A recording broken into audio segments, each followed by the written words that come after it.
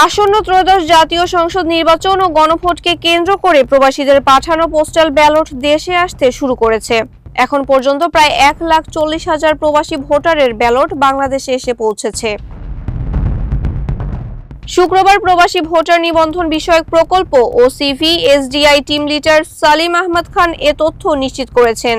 তিনি জানান, postal vote BD অ্যাপের মাধ্যমে নিবন্ধনকারী প্রবাসীদের ঠিকানায় এ পর্যন্ত 7,66,862 ব্যালট পেপার পাঠানো হয়েছে। এর মাঝে 5,16,000-এর বেশি প্রবাসী তাদের ব্যালট গ্রহণ করেছেন ও ভোটাধিকার প্রয়োগ করেছেন 4,54,587 জন। প্রবাসীদের পাশাপাশি দেশের ভেতরে অবস্থানরত ভোটারদেরও পোস্টাল ব্যালট বিতরণ করা হচ্ছে। নির্বাচন কমিশনের তথ্য মতে দেশের অভ্যন্তরে নিবন্ধনকারী 2,69,000 ভোটারের কাছে ব্যালট পাঠানো হয়েছে।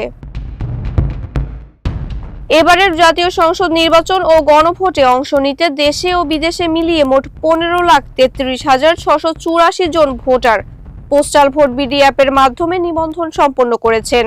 ব্যালট পেপার গ্রহণ ও জমাদান প্রক্রিয়া এখনো চলমান। মাহবুবা ইসলাম, মানবকণ্ঠ।